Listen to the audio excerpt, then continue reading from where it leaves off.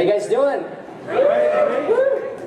All right, welcome. My name is Stacy Louie, and I'm an Agile coach here in the Bay Area. Actually, I'm an Agile coach here at PayPal, and I'm proud to be able to support this team. So tonight is about Jeff Sutherland and some of the things that he's been doing for quite some time. And so what I'd like to do is kind of give an overview of what tonight's going to look like. We're going to have Leila Porashimi introduce what's going on at PayPal and kind of give some insight into what PayPal's been doing and some of the key learnings that they've had, and they've done some incredible things. And then we'll move on to Jeff, and then we've got a special raffle. So at the end, this is a very unique raffle, and I think before I forget, Singh in the back. Singh's waving his hands. He's got the camera. Singh is going to be giving away a flight over the Golden Gate Bridge, right? Over the Golden Gate Bridge. It is playing for two. Yeah. For two. So if you've got a date and you want that, then he's going to give it away. So and so with that, be sure you get your raffle ticket. So with Agile and agility. There's just a lot of investment that companies and people have been making, and Jeff and I and his team with JJ Sutherland, who's a co-author of the book, JJ, and then Alex Brown, who's the chief product owner of Scrum Inc., who's made huge contributions to the industry. We've been able to have an opportunity to visit. Gosh, we're going to be visiting 12 different companies this week, and talking to them about Scrum, about how Scrum has changed their companies, and how it's in the process of changing their companies, not just from a process perspective or practices, but from a cultural perspective.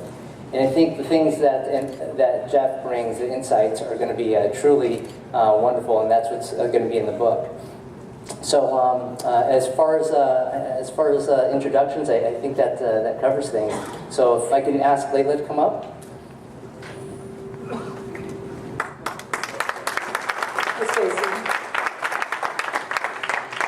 So it's always strange when Stacey says them, but he's actually part of us, so I just wanted to be clear.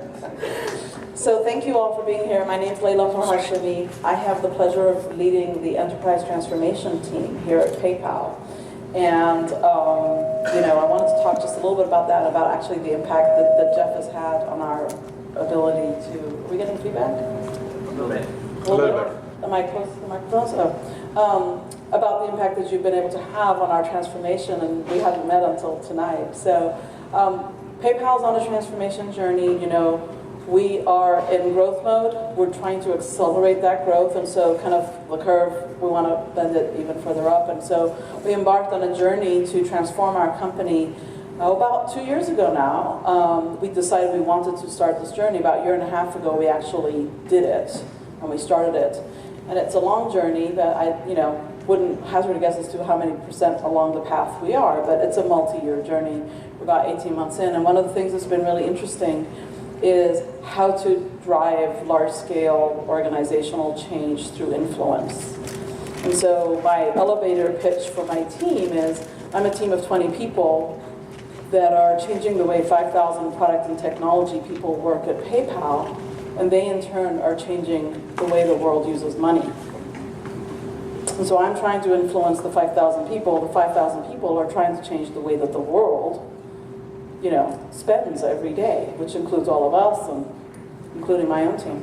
So it's just really interesting, how do we do that? And so, we have a number of different strategies, and I could talk further about that, but I won't. What I wanted to talk about is, a lot of times when we encounter resistance, we're like, well, according to the father of Agile, and so we sort of invoke Jeff in those situations, and it's actually worked really well. And I wanted to tell the story about one of those situations, which is we have a set of goals every year in the 2 years that we've been doing this, half of 2013 and all of 2014. So one of the goals for this year was to get everybody to take on retrospectives. And this was something that Russell Eichhoff, who's on my team sitting back there, heard from you, Jeff, in a prior visit to PayPal, is if you could do one thing, do retrospectives. And so we put a goal out there for everybody to do retrospectives and to pick the top impediment that the retrospective revealed from that sprint and put it on the next sprint and attack it and get rid of it. And we encountered a lot of resistance around all that. Oh, it's just paperwork, and why do I have to put a story in to rally, and why do I need to, yeah. And so we're like, fine, don't believe us. Just go Google Scrumming the Scrum and listen to what Jeff has to say about it. And just take the top link when you Google that thing, and it's really strange, the impact that has. It really works. So that's been where our universes have melted together. And so we're on a journey. I think that we have kind of achieved the basics, and we're trying to improve on that. We were just speaking, it's interesting, the topic of this book, we're melting together how product and technology work and software development at PayPal.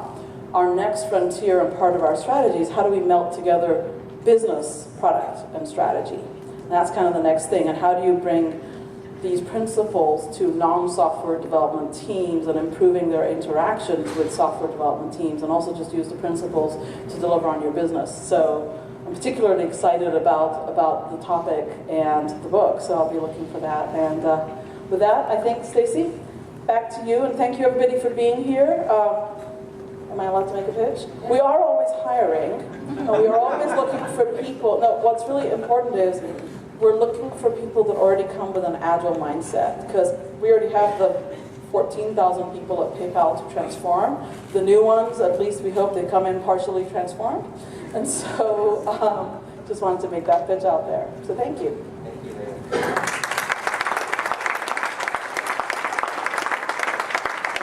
So I have to share with you, working with Leila and working for Russell has been fantastic. I've been here for a little while, and it's been truly an experience to be here. So if you're interested in doing some meaningful work, definitely try to tackle Leila or Russell before you leave. Don't tackle me. Come on, it's a scrum. So the one thing I did forget, and I apologize, is thank yous. And I have to thank PayPal for this fantastic facility. So thank you, PayPal.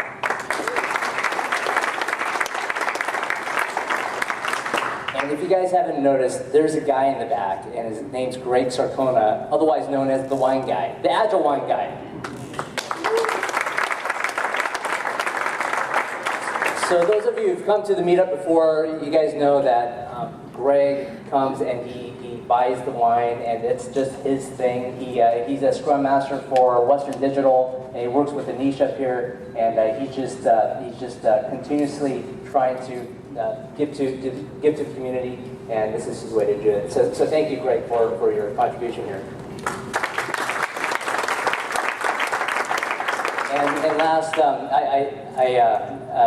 being an Agile coach, I have a firm called Bratton & Company, and we put these events together twice a month now. One here in San Jose, and in partnership with LinkedIn. We've worked with Brian Drummond. Where's Brian? So Brian's right back there. He's always supporting us. So thank you, Brian, for continuing to support us.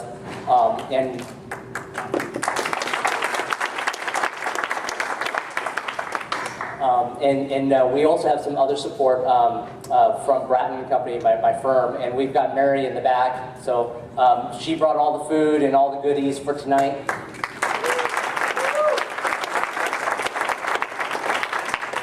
And our firm continues to help companies in the Bay Area with their Agile transformations. And so if you're interested or you've got some questions about Agile transformation, I'd be happy to help. And as Jeff continues his tour this week, we're learning lots of great things, and under a certain degree we can share some of it, and we'd be happy to share some of those thoughts going forward.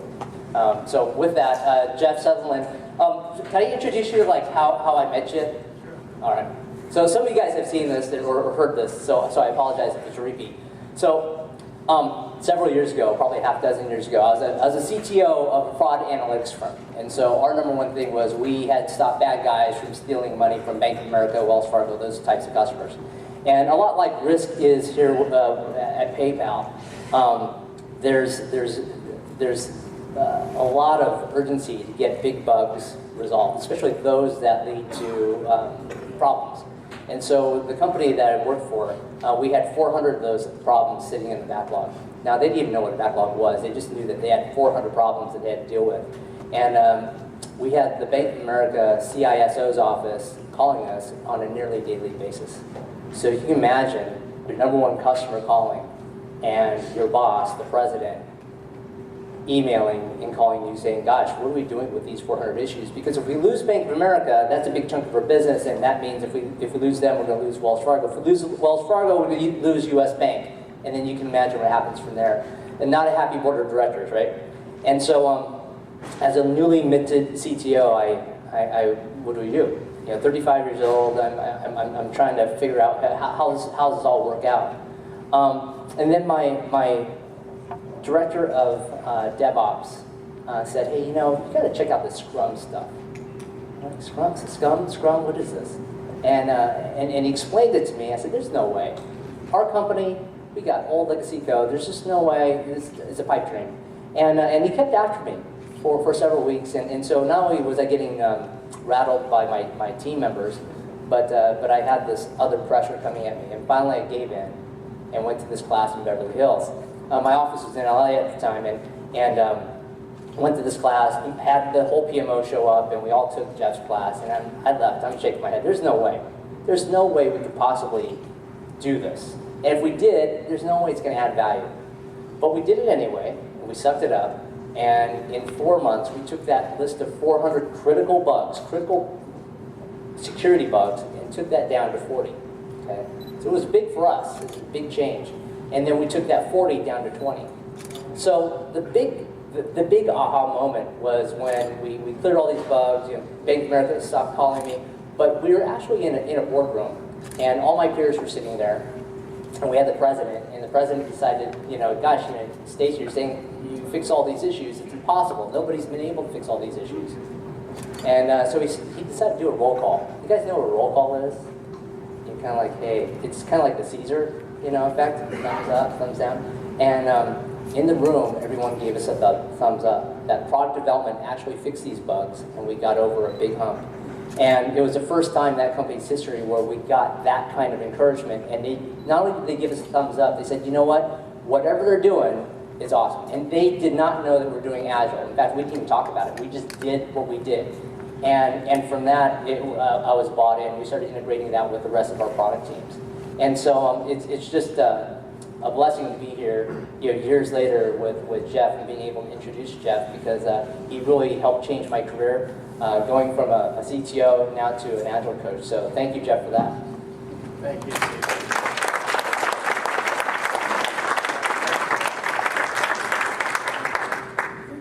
I think my mic should be working. Can you hear me okay? Earlier this year, we were preparing to introduce a new book. Last year I wrote a book called Software in 30 Days by Ken Swaber and myself. How many of you read Software in 30 Days? Some of you, yeah. It's an IT book. And while Ken and I were working on it, I had all these great stories, particularly stories about Scrum implemented outside of software. And I couldn't get him into the book. Ken wanted it focused on IT. So I needed to write another book. So fortunately, my son JJ, a National Public Radio war correspondent, after he covered the Egyptian Revolution with Scrum and was on to the Japanese earthquake and then back in Libya, NPR was sending him up into the mountains after the Libyan revolution was pretty much over, but the rebels were still shooting at one another. And one of his best friends, I think a New York Times reporter, the previous week had been shot in the mountains. He couldn't get to health care quick enough. He died. And I think your second daughter was born around the same time. And he said, this is crazy, just wandering up into the mountains, mixing it up with rebels who are trying to kill one another, and taking a stray bullet for no good reason. I got a new baby. And he decided to come home, and he proposed we write a new book on Scrum. So we were able to get funding from Random House. JJ spent full time for a year doing the research and most of the writing, and now we have the book. Now, as we were getting ready to roll it out, the French asked me to do a TED Talk in Aix-en-Provence. And I started thinking about, what should I say to the French about Scrum? And I remembered that, the French had a lot to do with the American Revolution. And they sent General Lafayette over here, and he helped lead the troops and win the day, and they gave us the Statue of Liberty when it was all over, right? And so they were really critical to our independence. So I thought I'd frame the talk around the Declaration of Independence and life, liberty, and the pursuit of happiness. And the French guys who were putting on the conference, particularly the media guys who are really, really good, they didn't know anything about Agile or Scrum and nothing about software, but they looked at it and they said, you know, Scrum is really about disruptive leadership. And they created this video to start before my talk. And the video is showing these concrete blocks falling down and shattering into 1,000 pieces. And they said, Scrum is about hacking leadership. That's what Sutherland's going to talk about. Okay? We're going to take the organization, break it down into 1,000 pieces, and reform it into a new organization. That's the transformation, okay? Now, just, I think we've already mentioned who I have here. My company is focused on leadership training. Alex Brown, who's here, comes out a Wharton Business School graduate and Boston Consulting Group corporate strategy guy, leads that effort. JJ, who I mentioned, has spent the last year writing this book, but also we're working on a product called Scrum Lab, trying to capture all the information we know about Scrum for the last 20 years on the web. And we're trying to move Scrum outside of software. So Joe Justice runs our hardware practice. In his spare time, he's CEO of a company called Wikispeed that builds cars using Scrum. He has hundreds of volunteers at 40 countries that build cars in 1 week sprints. And when they're done, they sell them. Okay? So he's in the car production business with Scrum. Some of you are from HP. He was here recently at HP doing a build party where he brought in all the car parts. Everybody got together in the morning. By nighttime, the car was built. Did it have the engine in it? It didn't have the engine, so you couldn't take it on the freeway. So it takes a couple of days to get it freeway capable, okay? So back to Declaration of Independence. You know, it says that every American has the inalienable right to life, liberty, and the pursuit of happiness. But I noticed when I got into software development that many of the developers I was working with didn't have a life. You know, the stuff they were working on never worked. It always had too many bugs. The management wanted them working late, working weekends, go on death marches. And they not only didn't have a life, but they didn't have any liberty. They were just told, you got to do this, you got to do that. They were given 4 projects to work on at once and never had time to think.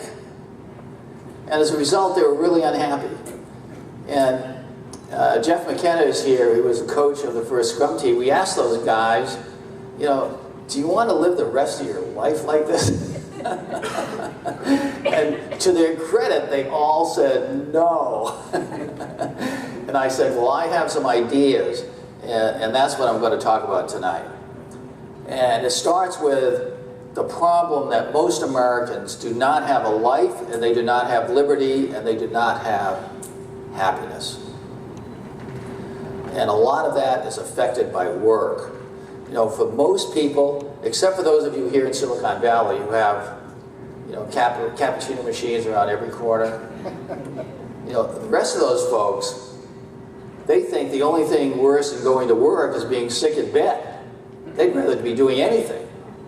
And the New York Times has done an analysis of why people hate work. And it's all about they never get to work on what they want to work on, they never have time to think, they never have time to be creative, they never have time to focus, they have too many things going on at once.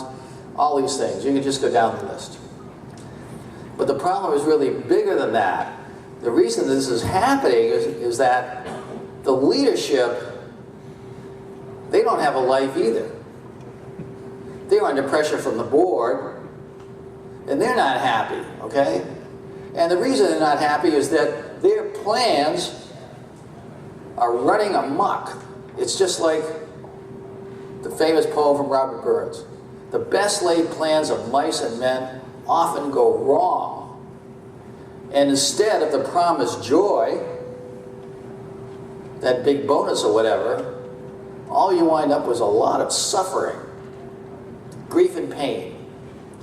Now, I began learning about suffering and pain when I was a cadet at West Point. We have actually a former cadet and fighter pilot in the room, another one besides me who flew F-4s.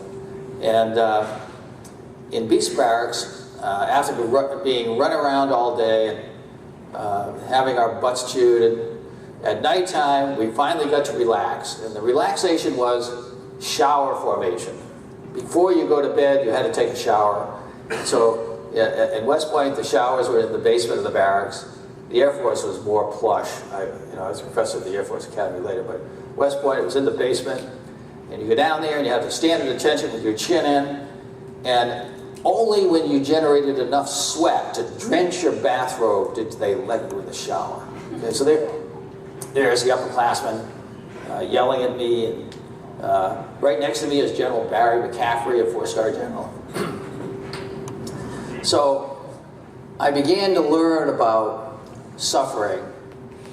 But more than that is, how do you dig yourself out of the pit? Okay? That was what's West Point. How do you dig yourself out of really, really bad situations?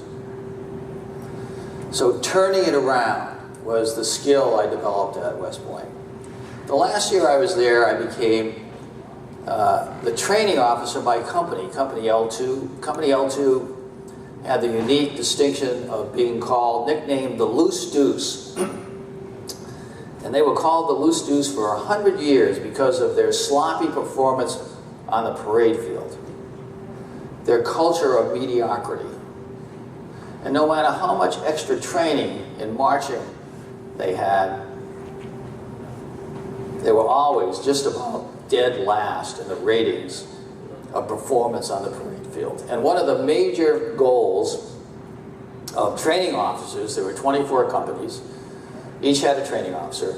Our goals was to get out there and do a perfect formal parade 3 times a week, so that the tourists and the brass were excited, were moved by the performance, and impressed by the drill. Now, we tried doing extra marching of Company L2, but it didn't work. And no matter what you did, Charlie would be out there in the parade field and he'd stick his sword in the dirt. And we'd lose points. And so I decided, talking to these people is not going to help. It's not going to do anything. What I'm going to do is start posting in color-coded notes on the company bulletin board the scores for our marching performance after every parade. We lost 3 points for Charlie's sword in the dirt. We lost 5 points because the company commander did not enunciate the command precisely at the right time. We lost 3 points because the 3rd platoon was not aligned coming onto the parade field, and on and on and on. And to everybody's surprise, within 3 months, the Loose Deuce became the #1 marching company in the Corps of Cadets. Probably for the first time in 200 years. Nobody could believe it. About the same time, one of our most famous graduates, General MacArthur, he had a very close relationship with the Corps of Cadets, spoke many times there about his passion for duty, honor, country. His last speech he gave before he died is legendary. Every cadet to this day has to memorize every word. And when he had prepared for his funeral, he was the Supreme Commander in World War I and World War II and in the Korean War. And he almost ran for president. If he hadn't got fired by Truman for causing trouble over there in China, he may have become the President of the United States.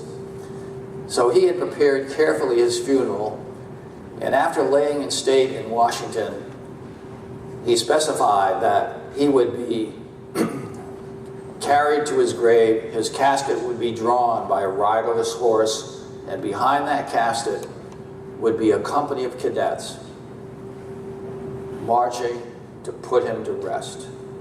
And because Company L2 was number 1, we were selected to bury General MacArthur, which made an indelible imprint on every person that walked behind his casket. And the impression it made on me was that making work visible will cause teams to self-organize into achieving legendary performance. And so everything I did after in the Air Force, I started to try to drive this kind of principle. How do you work this kind of thing? To get people to do things that were seemingly impossible. There was another leader that impacted me at West Point because I slept in his room, the room he had as a cadet. So every night there was a little plaque on the mantelpiece. The light would reflect off it, you know. It'd wake me up and it says, General Eisenhower slept here. And so I think, well, what was General Eisenhower thinking? Lying in bed, lying in this bed. And I thought he probably was thinking about planning, because his most famous quote was, plans are worthless, but planning is everything. And what he meant was when he planned D-Day and launched probably the largest human endeavor in battle in history, he did a lot of planning. It was really important. But he knew as soon as the first shot was fired, the plan would be shattered. And then the teams would have to figure out how to take the beach using something different than they ever planned. Now, I had my lesson when I went into battle. I decided to go into the Air Force and become a fighter pilot when I graduated. Here's a shot of one of my fellow pilots at Atterbury getting shot down over Hanoi, blown out of the sky by a SAM missile. 3 other of my fellow pilots were blown out of the sky this very same day. And Ed was captured. He was put into the Hanoi Hilton. He was a tough character. He escaped. But unfortunately, it did him in. They captured him. They brought him back. They tortured him to death. So he didn't come back. In fact, half of the people I flew with never came back. And the thing that I learned from flying over there is that if you always plan your missions carefully, but if you followed that flight plan, your probability of getting shot down was really high. So my strategy was, as soon as I crossed the border, I went into an evasive maneuver, trying to make sure those people who were trying to shoot me down had no idea what my flight plan could possibly be, or even where the target was that I was going. And only at the last minute would I pop up over the target, and then off as fast as possible. Okay? So this inspect and adapt in the face of adversity was extremely useful when I got into software many years later, because I noticed immediately for people doing software projects, there's a bullet with their project's name on it, heading for them every single day. And the thing that is the biggest problem is that they do not duck and cover. They take the bullet, and the project goes south, okay?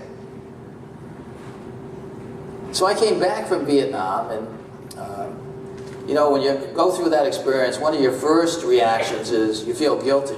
You know, how come I'm alive and all my buddies are dead? You know. But then your second feeling is exhilaration.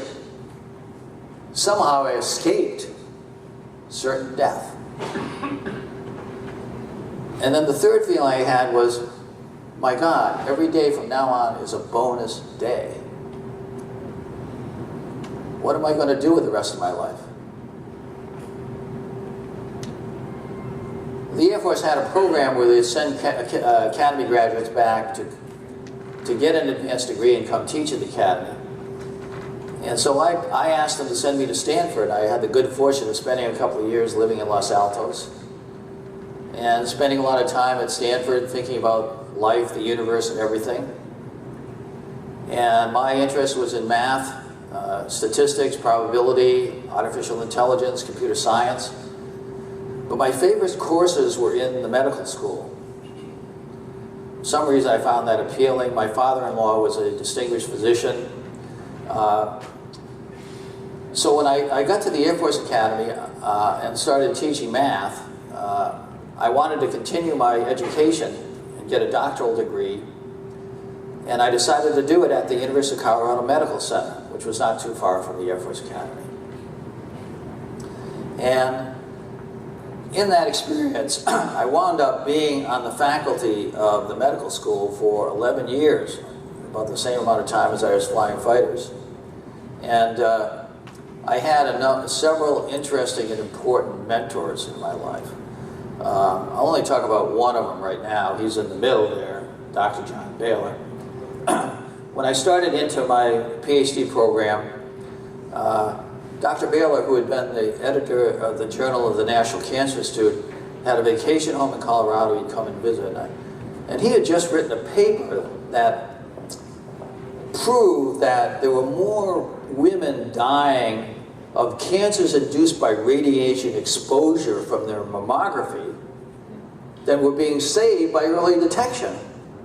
And the American Society of Radiologists was furious. They were trying to tar and feather and run him out of the country.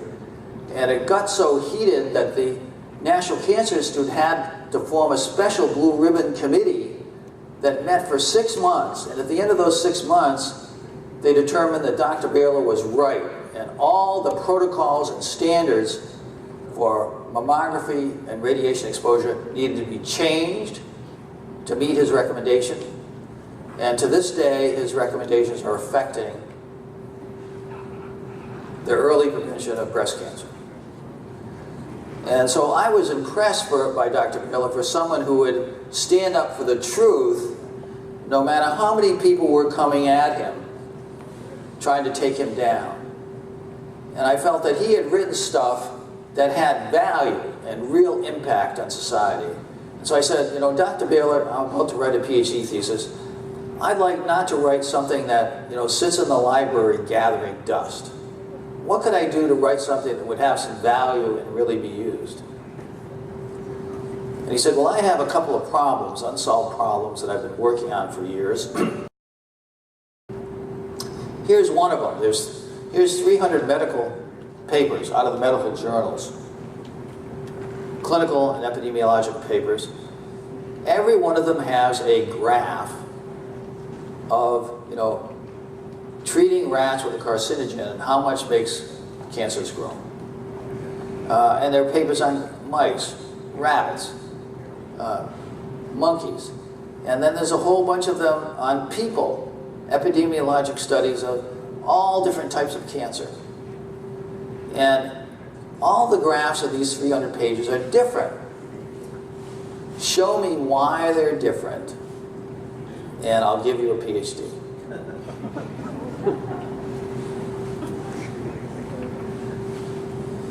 So what I had to do was mathematically simulate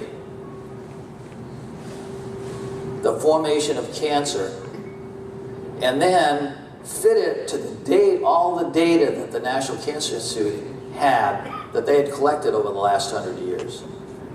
And then I would have my thesis. Dr. Baylor said, the problem is you have to figure out what causes cancer.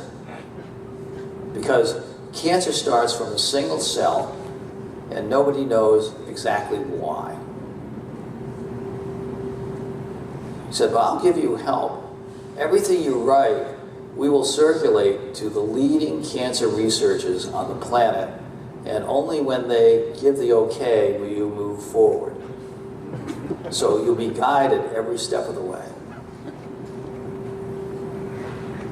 So I spent a year writing a program that would mathematically model a cell and determining what would hit that cell that would cause it to mutate into a cell that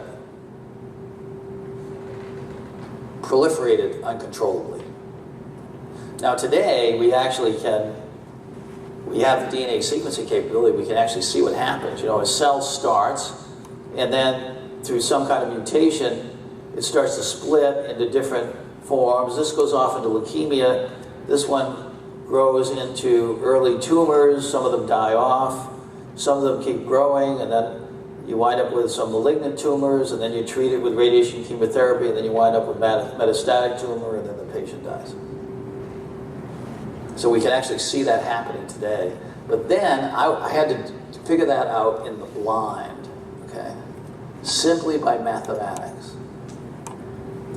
After a year of programming, I ran the program for the first time. And it took a third of the computer science budget for the medical school for the year. And they told me I could never run that program again. So what was I going to do?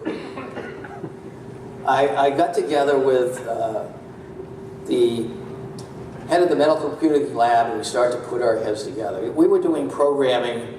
Here's a kind of similar problem that Ames Research Center did here in Palo Alto. Trying to model what would be the best antenna for a satellite.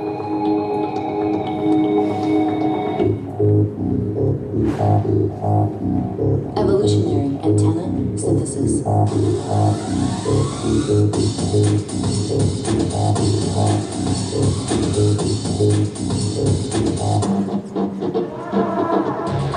Designing and optimizing antennas by hand are time and labor intensive, are costly, complexity is limited, and requires significant expertise and experience.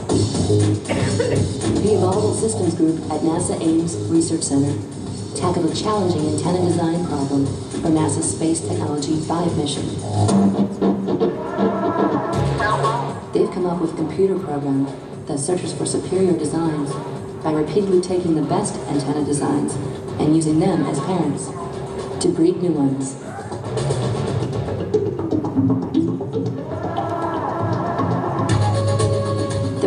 Network computers running advanced evolutionary algorithms, generating hundreds of thousands of antenna designs.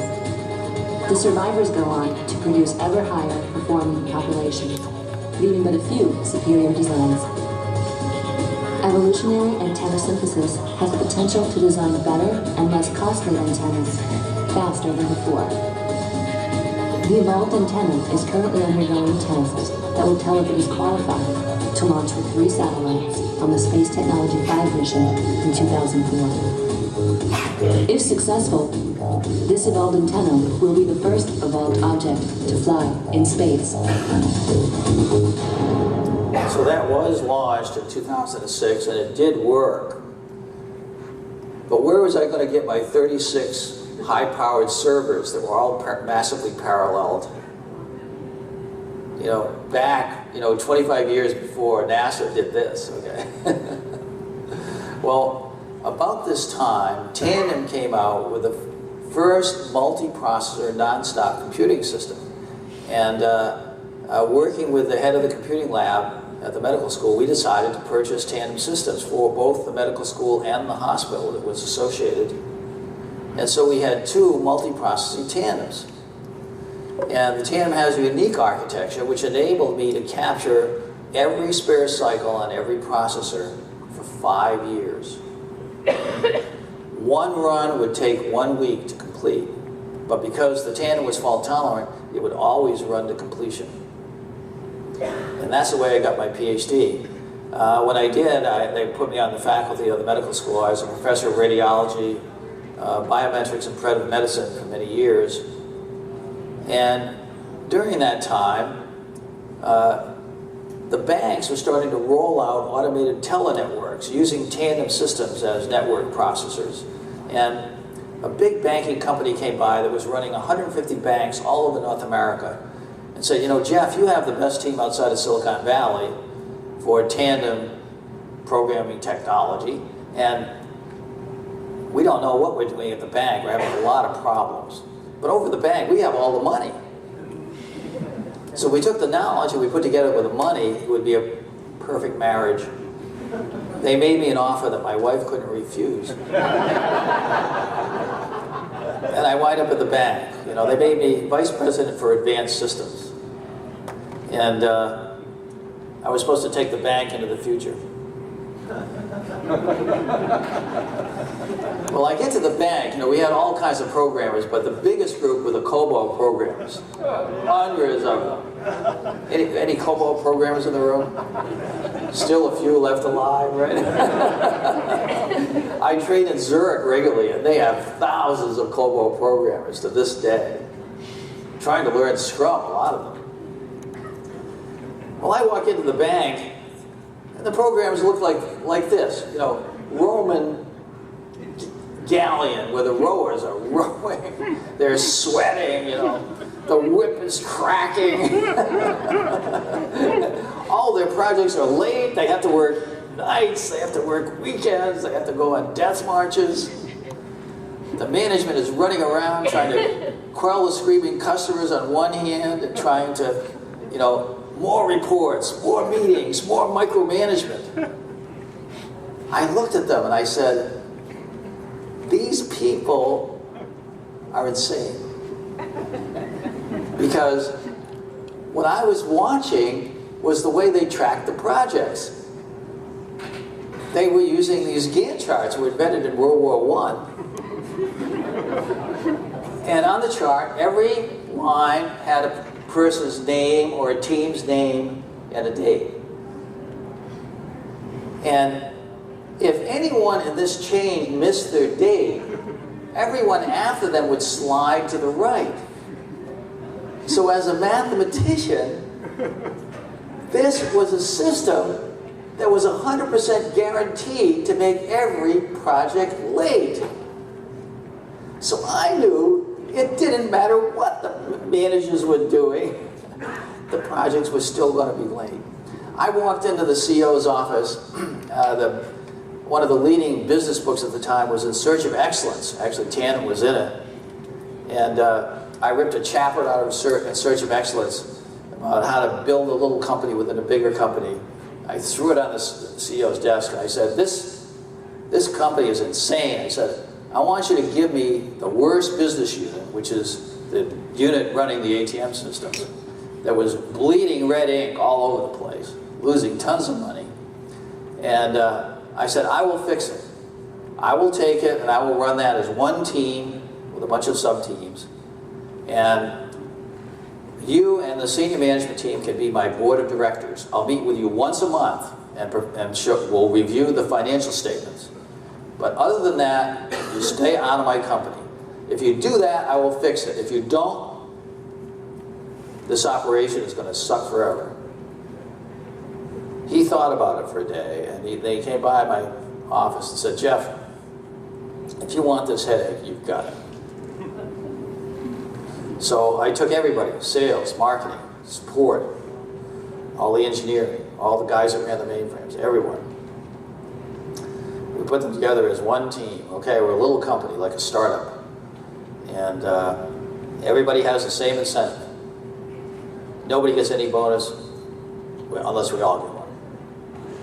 And we're going to fix this by working together. We're going to do it in 1 week sprints. We're going to start the week by building a backlog. We're going to prioritize that backlog by business value. And at the end of the week, we're going to deliver to done that backlog. If it's software, it's deployed live. In less than 6 months, that business unit was the most profitable business unit in the bank. And the bank actually decided to invest millions of dollars in new computing hardware and software to expand that operation. So that was the first prototype of Scrum. And the way we did it As I said, you know, these projects in the bank, these guys don't know how to land a project. They're running past the due date. It's like running an airplane off the end of the runway. So here's an F4. I used to fly, coming down final approach. Every few seconds he's making minor adjustments, adjusting the throttle, the airspeed, the angle of attack, the rate of descent. These aircraft are designed to land on carriers. So he wants to plant that right at the end of the runway with a force that the shock is absorbed by the runway and that slows the plane down. Pilots who are new have a lot of trouble landing at the end of the runway, and if they land long on the runway, they could slide right off the end of the runway. And at the end of the runway are trees or buildings or water or big holes, and they can wind up in a smoking cloud of debris, okay? So I kind of had this emotional reaction because of my pilot experience to this Gantt chart disaster thing. So I said, what we really need is something that helps us, like a pilot, to maintain the glide path. So we took the making work visible idea from the parade field, and we added the glide path idea from the fighter pilot work. And in less than 6 months, turned the business unit from losing millions of dollars a year to making millions of dollars a year in profit. So this was the first prototype of Scrum. Our company acquired a new technology banking company in Cambridge, Massachusetts, in the MIT area. They sent me there to head engineering there. And I started building a lot of new technologies and tried to deal with this banking Gantt chart problem. I started being asked to help to solve these tough problems over and over again. I began working in new technologies. I developed one of the first object database systems for the bank. That led me into being asked to run an object database company right in Kendall Square near MIT. And we had a consulting group in the company that had some space that had moved out, and we had some empty space. One day, some graduate students from MIT came by. They said, hey, we're starting up a company, we need some lab space. How about renting the empty space you have so that we can have our lab? You know, here's the technology we're working on. They were building these insect-like robots. So I said, sure, that looks interesting. We'll rent you these rooms and go for it. Well, about every other day, the robot would come wandering out of the laboratory into my office. It had heat-seeking sensors. It was trying to hunt me down. And so on Fridays, Professor Rodney Brooks would come by, a senior professor at MIT. He was a co-founder. They were his students. And I asked Professor Brooks, I said, how does this robot work? Explain to me how this thing is operating. And he said, well, it's based on this assumption architecture. But before I explain that, let me just say, at MIT, we've spent 30 years trying to build a smart system. No matter how big a computer we created, no matter how big a database we loaded up, the best thing we've been able to do is a smart chess program. It's been a total and complete failure. So I'm taking a radically different approach, okay? This system has no database. The world is its database. It has only sensors. It has no central processor. It has a chip in the leg that can move legs.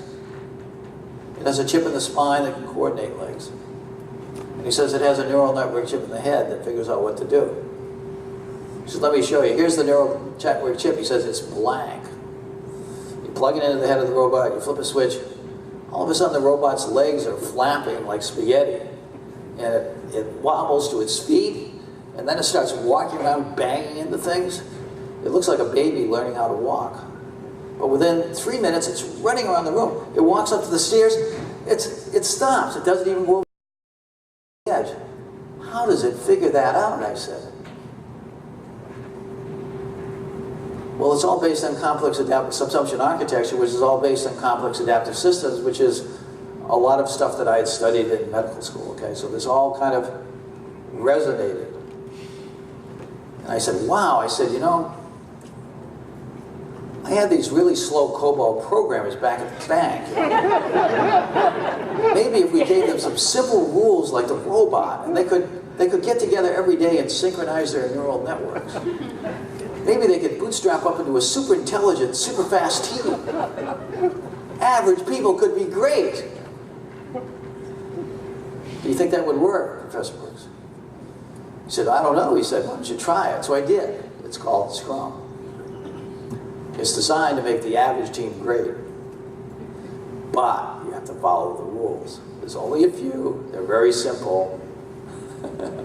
But it's like the bootstrap. You know, when I was in medical school, as a professor of radiology, we had these radiotherapy systems.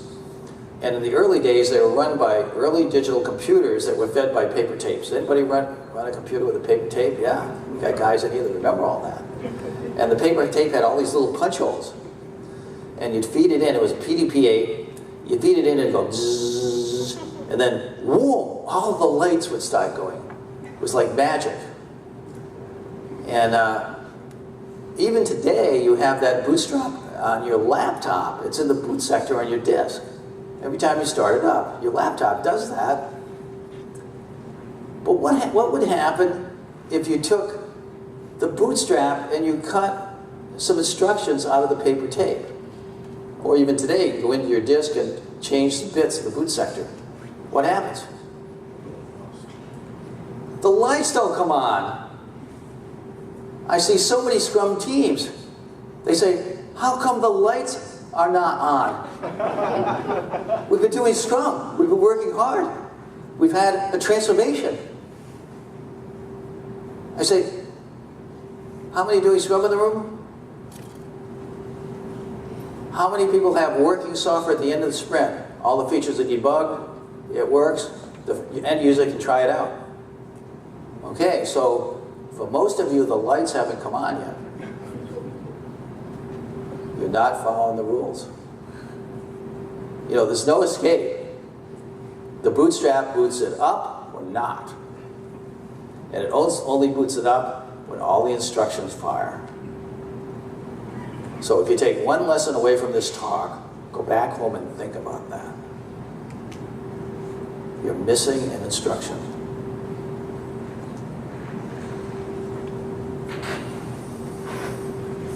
Well, I was hired away from the object database company by a CEO who had a very successful startup. Stark went from 3 to 50, and it was the first 4GL language company.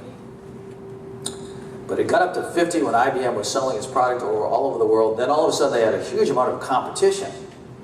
And they were getting beat up by a company called PowerSoft. Anybody remember them?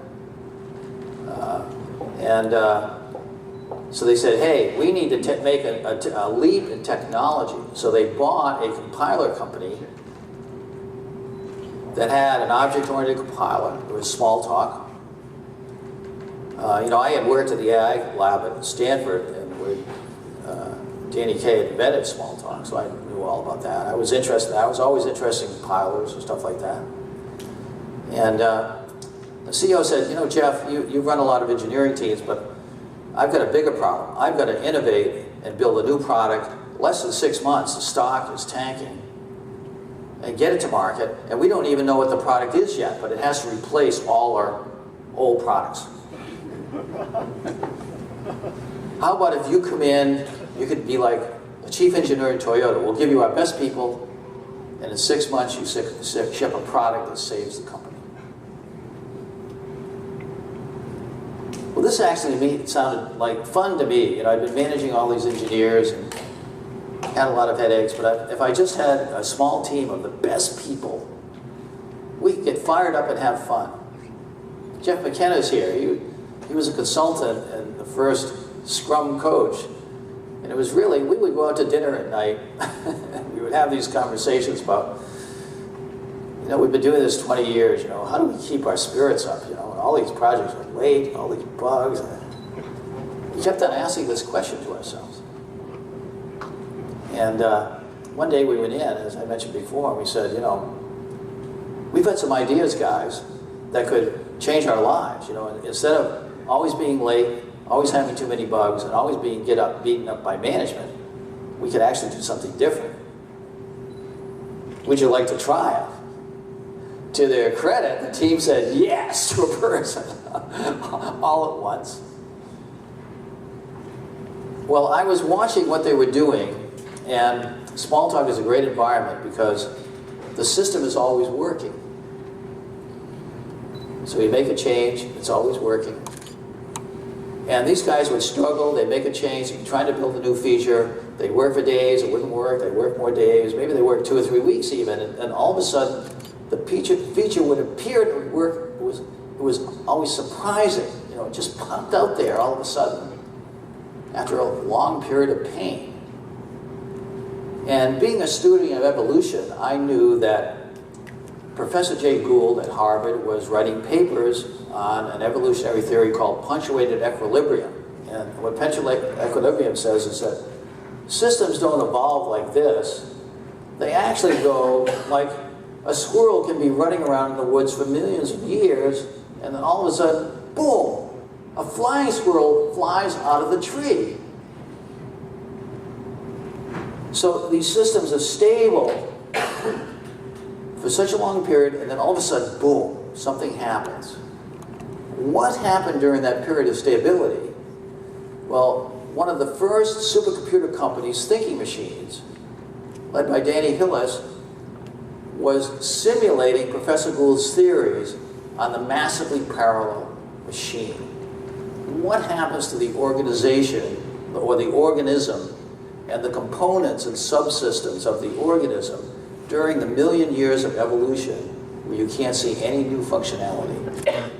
And what they discovered is that a small change occurring here, you know, maybe a little more skin under the arms, and then a little more power in the shoulders, and a little more acuity in the eyesight, a little bit better balance, you know, a little bit, a shift here and shift in there, and then all of a sudden, bang, when everything moves into the right place, the squirrel is flying out of the tree. So I said, this is exactly what's happening in that Smalltalk environment. You guys are slaving away, and then all of a sudden, the new thing appears. And it only appears when the right components have subtle changes. So let's change the way we develop. Forget about building new features. What we want is a new capability. If we want a new capability, what is the simplest thing we can do? And which component will we touch to cause a ripple effect to push the system towards that capability? Let's make that one change. Now, the next day, the whole team looks at the system again, and they said, what is the smallest change we can make in any other component to push the system further? And keep doing that until all of a sudden the new feature pops out. If we do that, we can get a new feature with 20% of the work or less. I've been trying to explain this ever since the first Scrum team, and the only people that have got it have been the architects at Google. So I'm using this book tour to really hammer this again, hoping there's a light bulb goes off out there somewhere. Because this is a radically different way of computing. But to do it, your system has to always be working. And the team has to always be questioning. But today, we have continuous integration. And many of our companies are moving into continuous deployment. We have the capability of doing that. The same kind of thing that we could do more easily in Smalltalk, we can do in our current environments. So do the least work to generate the maximum effect. That's one of the reasons my book is called Scrum, the Art of Doing Twice the Work in Half the Time. Does that mean you work harder? No. It means you work half as hard and you get twice as much done. Okay? This is one of the secrets. The other thing we had to address was the architecture of the organization. You know, as a fighter pilot, I had studied carefully Lockheed Skunk Works. In fact, there's a brilliant book now called Skunk Works where the head of that lab has written about everything that went on, you know, up through the building of the SR-71, and how these guys could build a new and far better aircraft at less than 10% of the cost of any other vendor with agile teams. And, you know, Lockheed put the Skunk Works out in the desert, away from corporate headquarters, because if you put new innovation in the middle of corporate headquarters, the organization will react by crushing it. You know, it's a foreign element, and the antibodies will come out. Maybe that's happening here at PayPal, right? With this new Scrum thing, and then all the business is like, what is going on here? There's something strange. So we had to figure out a way to build a very resilient organism that could exist in the midst of all these antibodies and would have some kind of viral effect, you know. Like viruses escape your immune system by working together. It usually takes 2 or 3 working together. And we had to educate people on Conway's Law. Because Conway's Law says that the structure of your organization will reflect it in the code. So if you have a hierarchical organization, you will never get good object design in the code. And if you don't have good object design in the code, you'll have central points of control that cause performance problems. You'll have brittle code that's hard to change. You can't refactor the code. You box yourself into an architecture when you have a new feature and it just won't quite work with the current architecture, but you can't change the architecture. Okay? All of these things. So, one of our biggest customers was Ford Motor Company, and it had 1,000 IT workers using our old 4GL language to build their internal apps. We wanted to give them this new product. So how would we train them to avoid Conway's Law? Well, we needed a scaling strategy that was object-oriented, fractal in nature. So small teams, because there's another law called Brooks Law that says, you know, if you add people to a project that's late, it gets later. That's because as you add more people, the communication channels proliferate, and the overhead communication just sinks your project. So they need to be really small teams. The optimal team size, Harvard has discovered, is 4.6 people. Most people have 2 big teams. You know, we say 3 to 9 in the Scrum Guide. If you have a team of 9, you're already slowed down significantly. Even at 8, you're slowing down significantly. So 5 is a nice number. And so, you know, you have to have multiple teams maybe working on a piece of software, but then they're coordinated by a virtual team, a scrum of scrums, that presents a component with an interface to the next level of teams. So, like, maybe this is Google Maps, and this is Zillow putting real estate pricing on Google Maps, and maybe this is somebody else using Zillow for something else. The whole internet is built this way. It's infinitely scalable.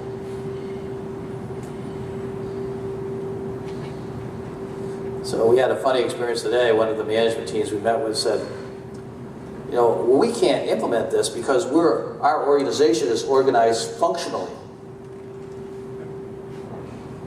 So I said, well, isn't the management supposed to optimize the production and delivery of value to the customer and figure out how to change the organization to do that?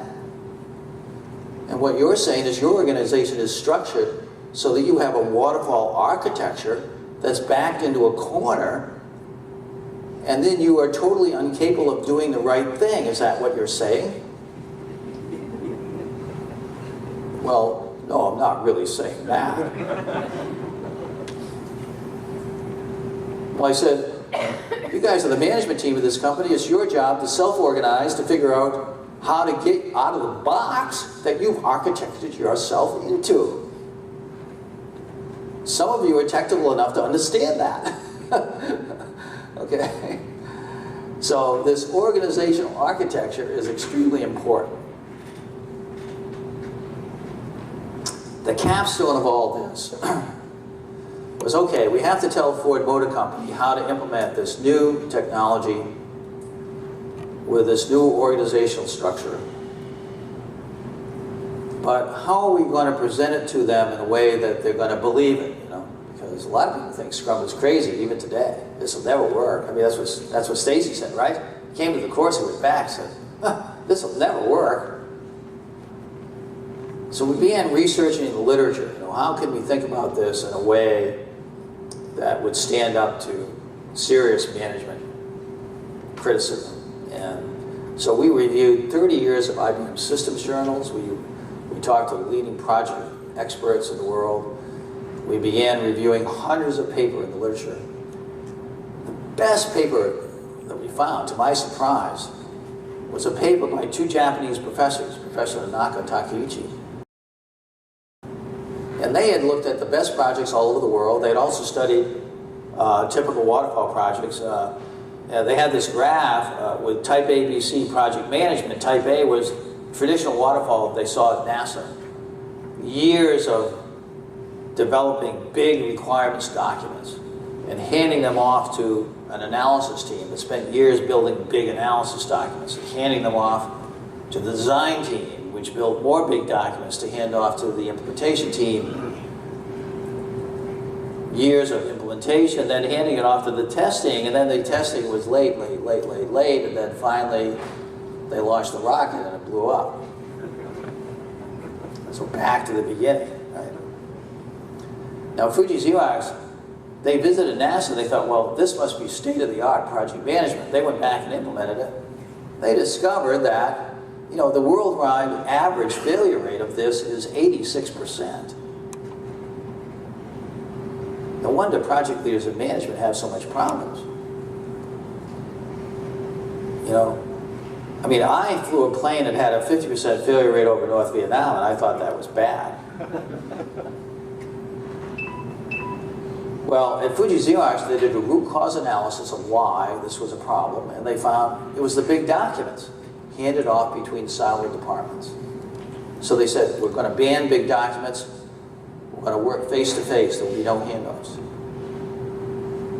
That really improved things. But the best companies that Takeuchi and Naka found were places like Toyota and Honda, lean companies that worked with cross-functional teams, with a facilitator team leader that helped them do the work, in short intervals delivering production prototypes, and at every interval doing an analysis of what worked, what didn't work, how are we going to do it better in the next cycle. So we read that, the whole team read that paper, and we agreed, this is really the way to describe this, what we're doing. I mean, we brought in a lot of knowledge and understanding of software to add to the lean hardware build process. But basically what we're doing is lean product development, like at Toyota. And if we tell Ford Motor Company that, they're a car company, they'll believe us, okay? Now, also in the paper, they said every great team has these three characteristics. Number one, transcendent goals. They have to believe that what they're doing is going to make a better life to people. Giving other people a better life is going to give them back their life, their enthusiasm for living. Second, the teams are given autonomy, challenging goals, and then the team figure out what to do. They figure out how to do it without people telling them what to do. And third, they're cross-functional, and through cross-fertilization, they develop knowledge in community, and that learning that creates this new great thing is what inspires them and makes them happy.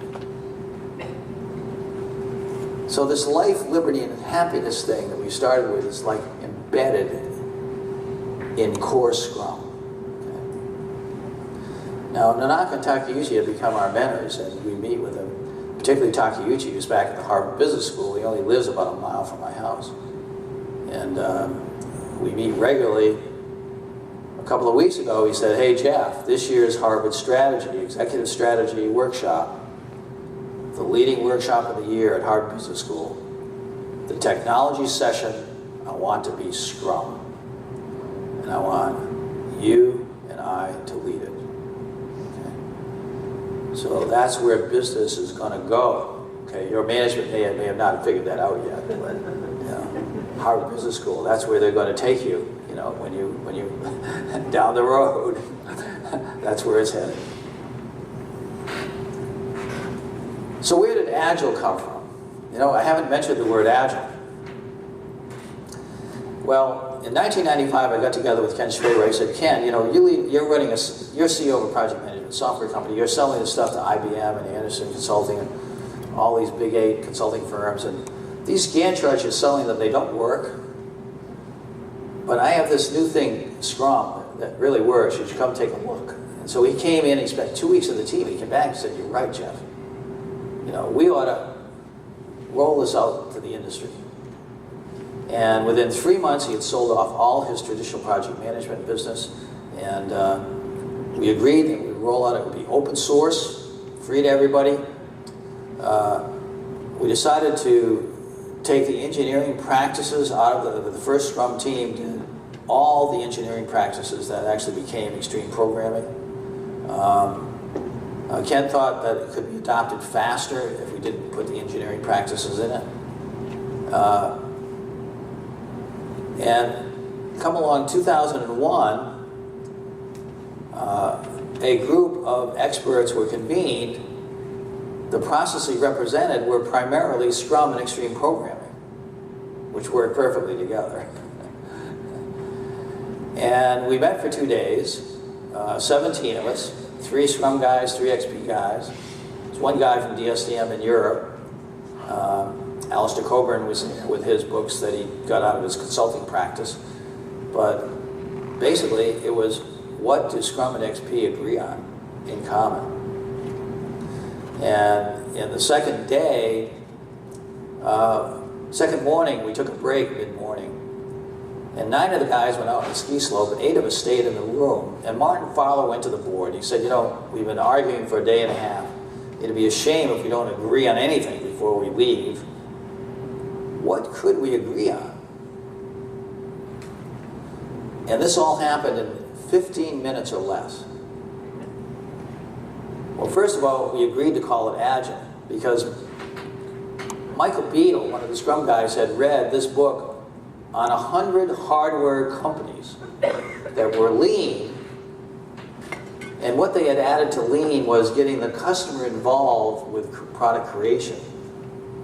And they called that Agile.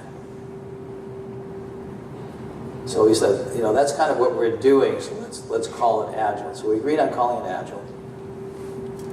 And what are the characteristics of Agile? What are the values, as they come to be called? Well, the first thing we agreed on is it's all about the team. Bell Labs has 10 years of research showing that team performance is directly impacted by the way the team communicates, how they work together. There's no evidence that process and tools increase performance significantly at all. They may or may not be helpful. Often they slow you down. But we didn't want to say they weren't useful. We just wanted to say we value individuals' interactions over process and tools, which might be useful. Then the second thing we agreed on was working software. Today we're starting to say working product because we're working with a lot of hardware companies. Working product over comprehensive documentation. You may need documentation. For example, the FDA medical devices companies, they need total traceability or they won't get FDA certified. But how much do they need? We found in multiple implementations Across the world, both in Europe and US, you need 5% of the documentation that the waterfall teams write in order to be FDA compliant. So 95% of all that documentation that any FDA product people in here? No, maybe a couple. 95% of that stuff you write is totally useless. You need to throw it away and start writing it. But you need that 5%. The FDA won't approve it without it. But it has to be the right documentation. Third, we agreed that involving the customer in the product creation was critical. That's Agile, right? That's the core of agility, at least in the hardware book. And for Scrum, the first team was a product company, so we had thousands of customers, so we couldn't get them all on the team. So we needed someone representing the voice of the customer on the team, the product owner. And finally, responding to change or following a plan, because we knew on the average 65% of requirements change during development. So if you don't respond to that, you wind up giving the customer what they don't want. So that's Agile. The problem with that is that it's not an operational implementation. It's a set of values, which are really important. You need to have this headset. But the Agile implementation is like a martial art. So I was trained for many years in Aikido. So a good Scrum team will approach things as you do in Aikido. In Aikido, you're always being attacked. You're never attacking. And when somebody's attacked, you always welcome with an open hand. Oh, we have an impediment here. You're trying to take down my project. Welcome into my office. Then when they come at you, it's like a dance. You just move aside. Welcome, come on into my office. Oh, whoa, you just did a flip and landed on the floor and I have you in a hammerlock. I'm not letting you out unless you're okay? So that's the way a good Scrum Master works. A lot of them, they just whine about impediments, but hey, an impediment. Embrace change means welcoming whatever is coming at you. But to be a good Scrum Master, it helps to be a corporate jiu-jitsu master. Right? So the leading implementation of Agile is Scrum. You know, the surveys show over 75% of what people are doing, they say is Scrum. Of course, half of them don't have working software. So they're doing Scrum, but there's no working software. So this is what we call bad Agile. We don't want to say they're not Agile because they're trying, okay? But when you don't have working software, that's bad Agile because it doesn't meet the second value of the Agile Manifesto, okay? So here's the worst waterfall project ever on the planet, the F-35. It's $143 billion over budget. And the latest delay was a 13-month delay because of software testing. See, these guys never had working software. They didn't have it in the beginning. It's $143 billion over budget. It still doesn't work. Last one of them caught fire on the runway, and they're all grounded right now. Now let's contrast this with the best airplane in the world. At least Aviation Week says the best airplane in the world is the Saab Gripen. Well, Scrum Inc. happens to be a consultant to Saab Defense. And the Saab Gripen is built by Scrum. And they can't release a new airplane version every sprint, but every 6 months they release a completely new release of the aircraft. It has an operating system upgrade. You know, it's like going from Windows 8 to Windows 9, but they do it in 6 months, not 3 years like Microsoft. And along with the operating system upgrade, new engines that are more powerful. new materials that make the plane lighter. As a result, the thing is faster. And the cost of the airplane goes down. You know, it's like your computer costs half as much and is twice as powerful every year, right?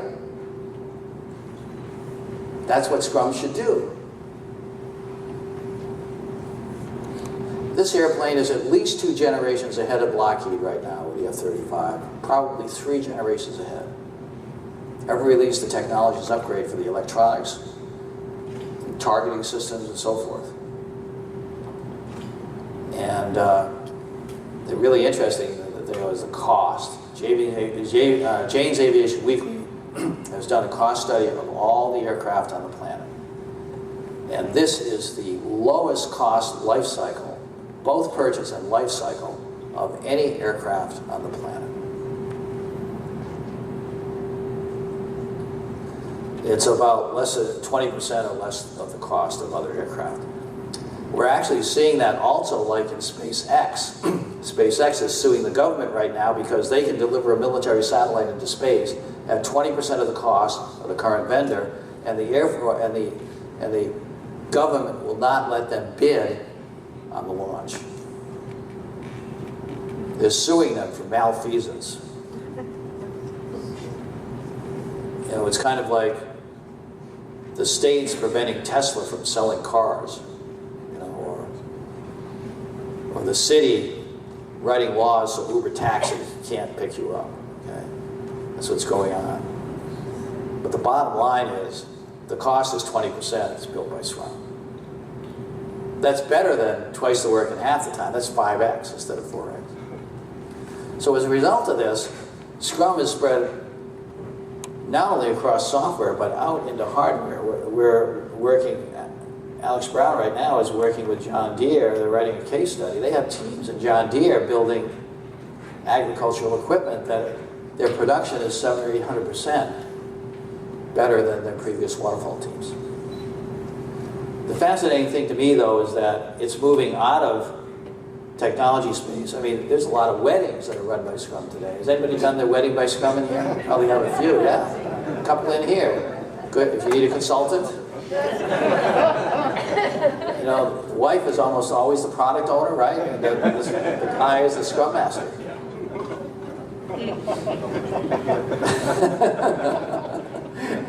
You get twice the joy in half the time by doing it with Scrum.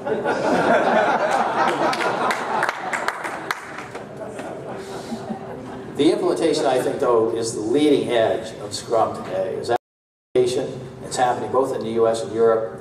The most advanced implementation in education is eduscrum.com, which was started in one of the high schools in the Netherlands. And my son JJ is here, and I visited early this year. And so we were there, and we got there, and we talked to the teacher a little bit, and then the bell rang. And the kids come running into the room, and every team of 4 has one of these Scrum boards that's folded up. They unfold it, they put it on the wall, they have their daily meeting. It lasts less than 10 minutes, they're fast. They run to their desk and they start work. The teacher's just, you know, we're just standing around chatting. These kids are working like crazy.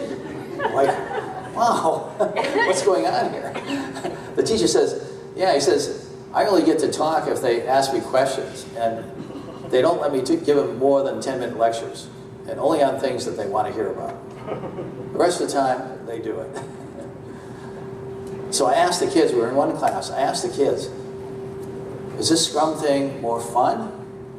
The kids yelled. Every person, it was amazing. Yes! They said, we have a definition of fun for every story in addition to the definition of done.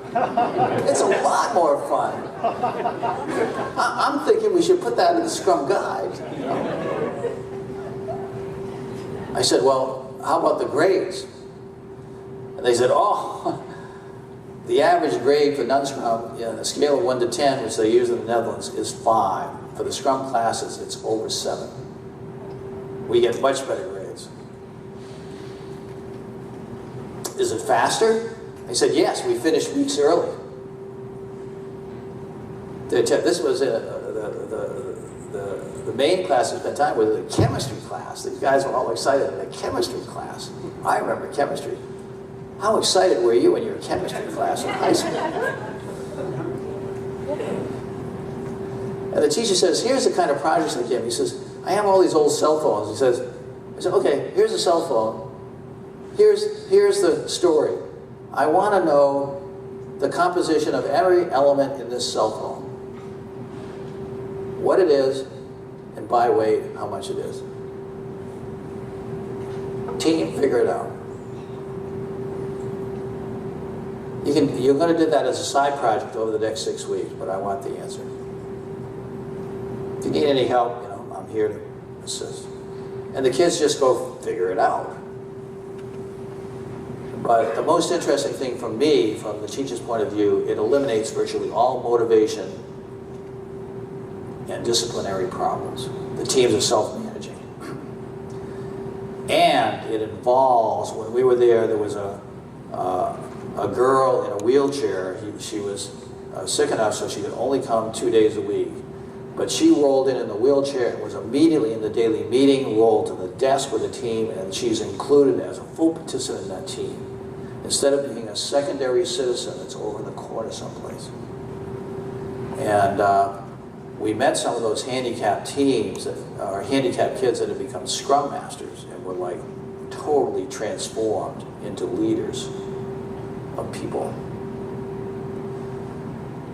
One of the girls in the team said, she said, I went home a couple of weeks ago and my father was very depressed at the family dinner. And when the family asked him why he was so depressed, he said, they introduced Scrum in my IT room today. And the daughter says, I asked him, well, what's the problem?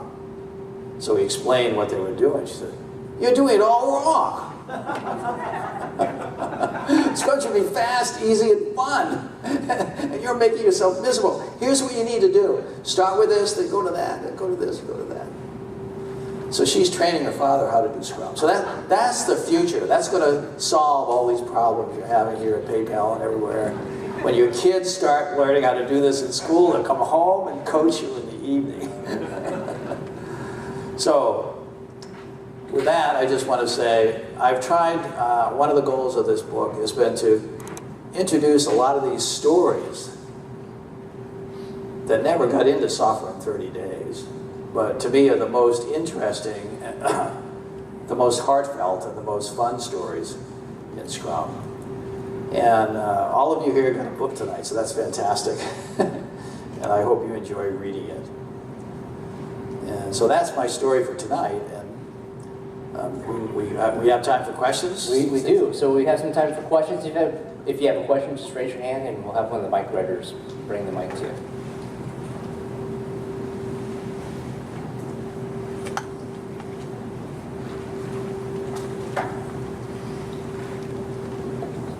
I work at HP and my director doesn't believe in Agile.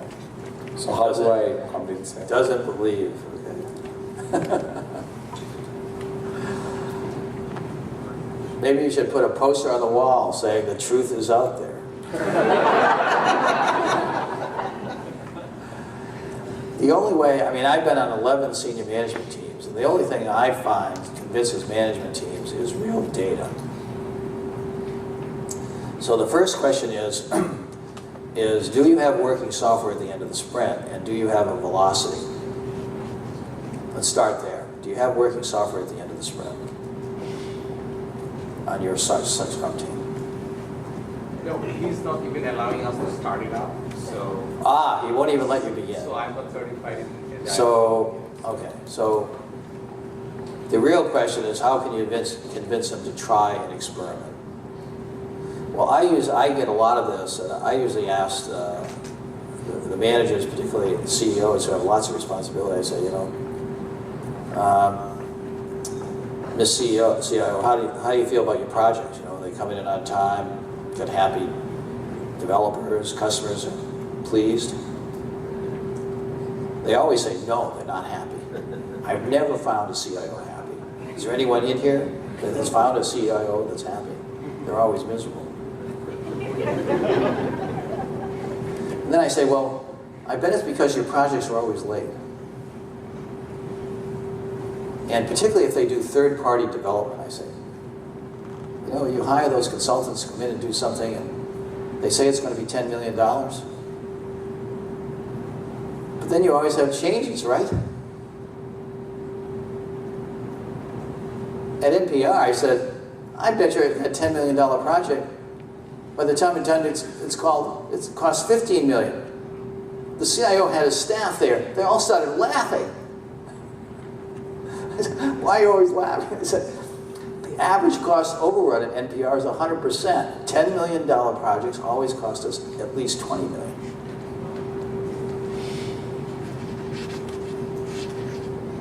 So I said, well, the reason that you have this cost overrun is because there are changes. And then when there are changes, then that's time and materials extra, right? So the cost goes over budget, and it takes more time, so your project's late. Mr. NPR CIO, have you ever had a project that didn't do that? No. I said, well, I have a way that I can guarantee your project will not be late and it will be on budget. Are you interested? They always say yes. And I said, well, here's how it works. Every time you if you implement an agile project, every time you get a change request, we can put it in the backlog immediately and start working on it on the next sprint, as long as you throw away one of those really low priority requirements that your customer's never going to use. Because the global data shows that 65% of the software in your systems is never or really used by the customers. You've got a ton of junk there.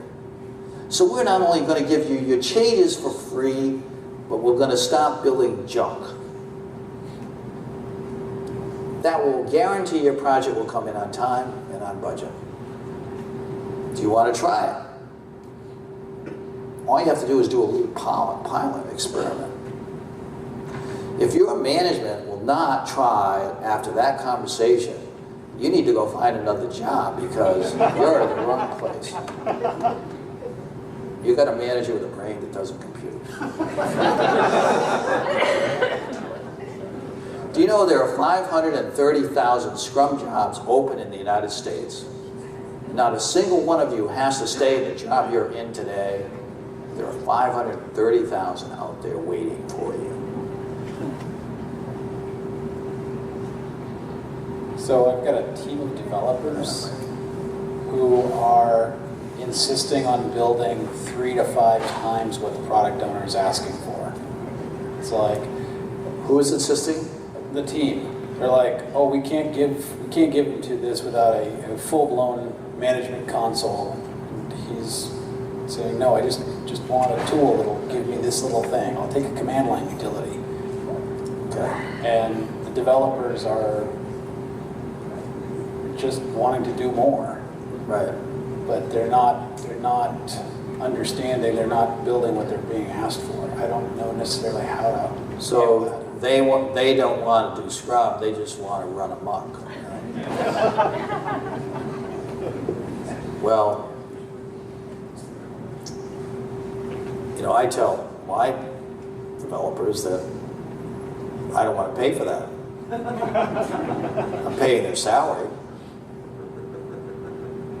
I only want to pay what the product owner wants, and in the order the product owner wants it. And if they don't want to do that, there are other jobs, other places where they could waste a lot of money. In fact, why don't they go to work for my competitor tomorrow?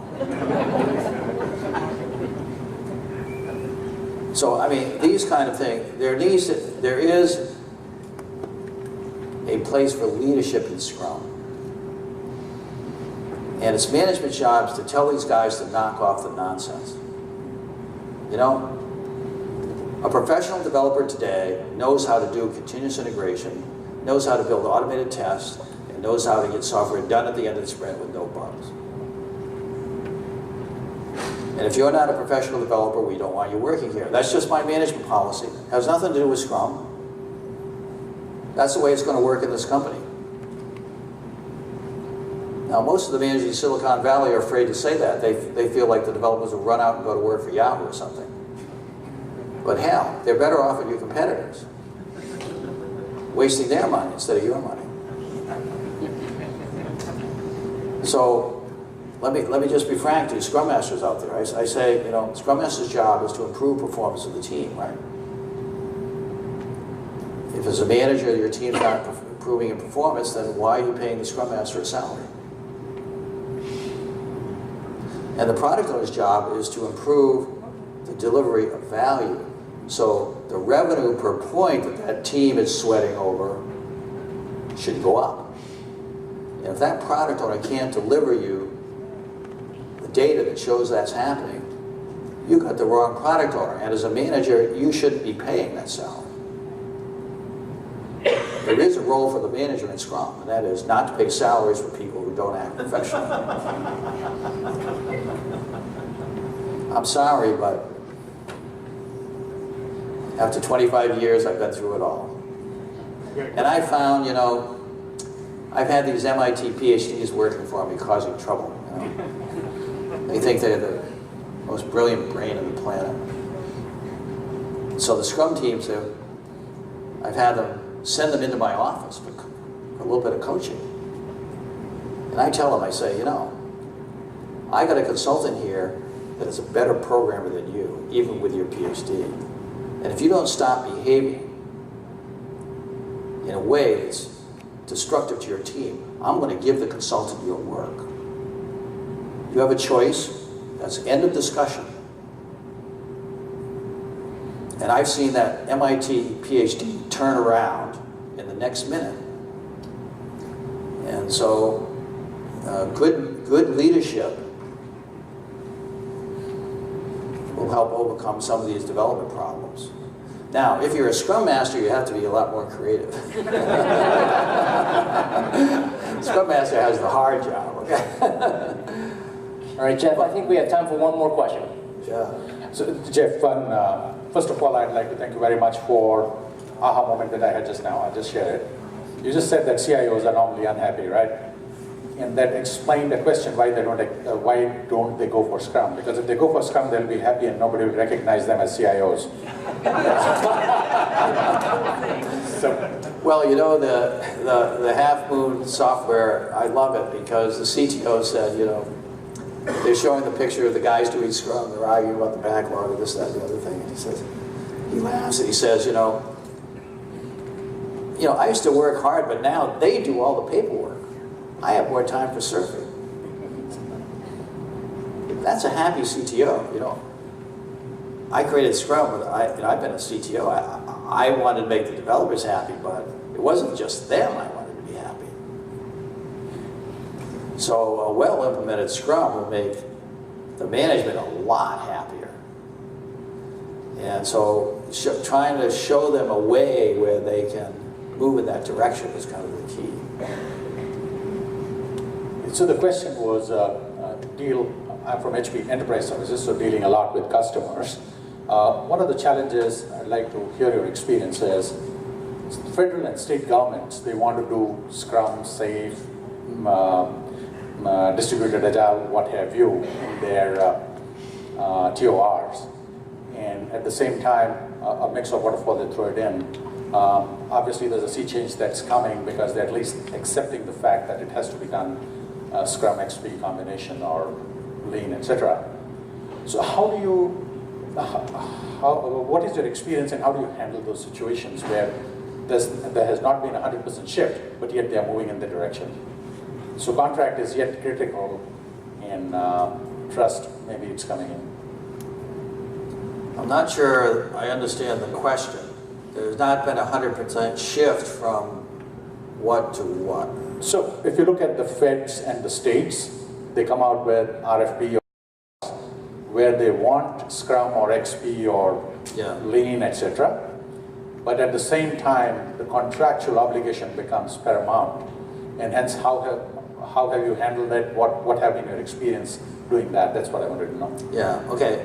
the most interesting experience I've had with these contracts has been with the military. A few years ago, the Pentagon asked me to come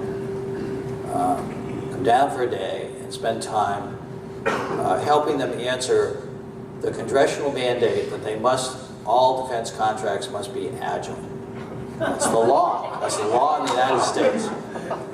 And they had 6 months to respond to the Congress and how they were doing that. And they had set up task force for every domain that were cross-service, healthcare, all the services, command and control, all the services, and they had 12 people who were the leaders of all the task force. And those are the people I was to show how they could become agile. And so we spent a morning explaining Scrum and what they should do. And I said, they told me, they said, here at the Pentagon, we just buy guns. We're just purchasing guns. We have all these laws. It's going to be really hard. I said, well, I'm sitting in a room with the most brilliant purchasing agents on the planet. And if you can't fix this, no one can. And I suggest you start by something really simple. Just put a paragraph in every contract. All changes will be for free.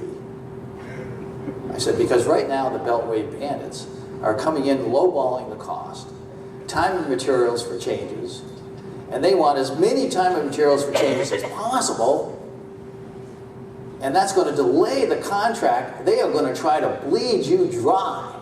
And every head in the room said, yes. And if you just put change for free in there, they won't be able to do it. That'll save you $100 billion this year. So they went back and thought about it. Fast forward 2 years later, we get called up by one of the major defense contractors. They said, we have a problem.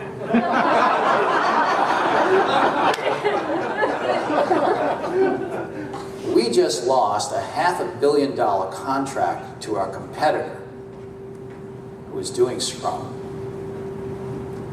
And the government told us if our bids were at half price from what they've been in the future, we will never get a contract again. We have to do Scrum. Now this is perfect, okay? Because these guys not only have to do Scrum, they have to deliver at half price. The noose is around their neck. For most of you do not have the noose around your neck. If you did, you'd have working software.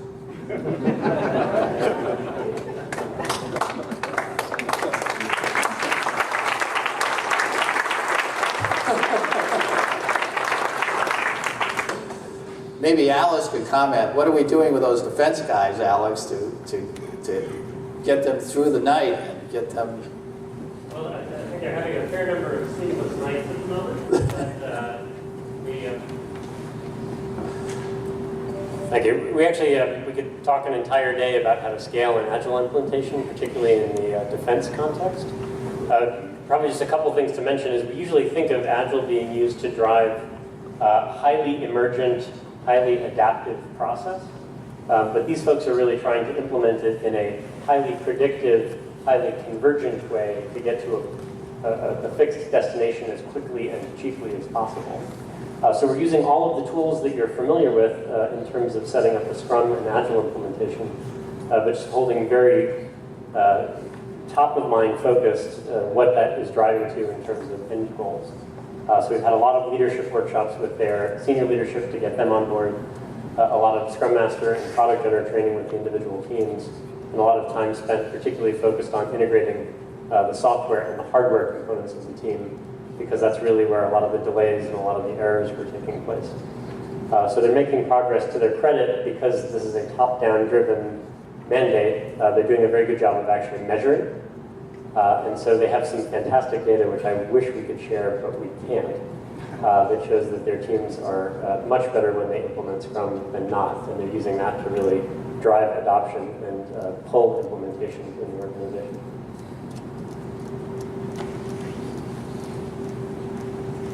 So, are we out of time, Stacy? You're out. Yeah? Well, thank you very much. I really enjoyed it.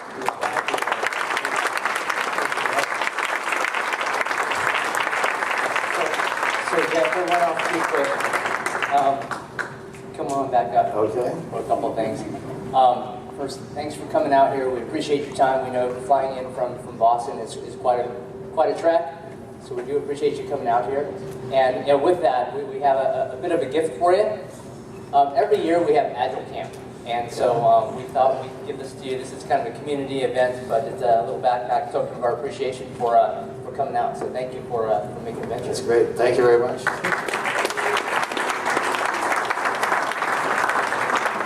All right, guys. So some other thank yous that we've got to make. One is thanks to PayPal for giving us the space.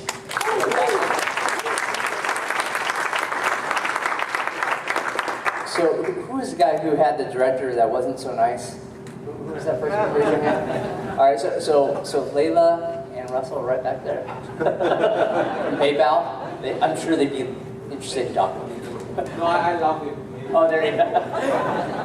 So with that, thanks PayPal. PayPal has always been a true leader in agility, and they've really been a strong supporter of the Silicon Valley Agile Leadership Network. So thanks again. Also, thanks to our Agile bartender Greg Sarcona for the wine tonight. Thanks to Scrum Inc. and Jeff for coming out.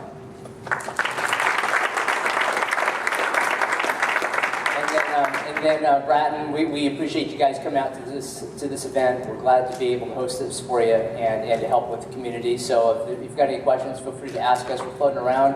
And you guys are more than welcome to stick around for a few minutes. I think we have until about 9 o'clock until we have to move out. But we've got that. But before we leave, so Sing's been taking some photographs. He's a coach over at HP, and he asked a final question. Would you mind picking the winner of the flight? Now,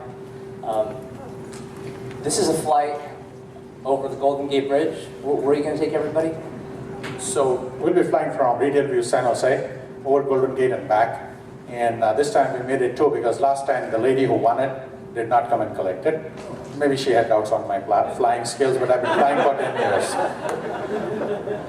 So this is a trip for 2. So you guys can have a little romantic, not with Sing, obviously. Unless well, I shouldn't speak for you. But yeah, it's a trip for 2. So you're more than welcome to enjoy that, and go ahead and pick the number. See if the person's here. So one of the numbers is 58917. So raise your hand, please. That again.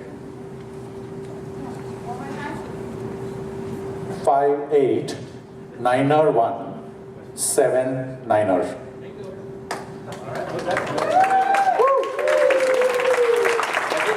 From Autodesk? All right. Congratulations, Steve from Autodesk.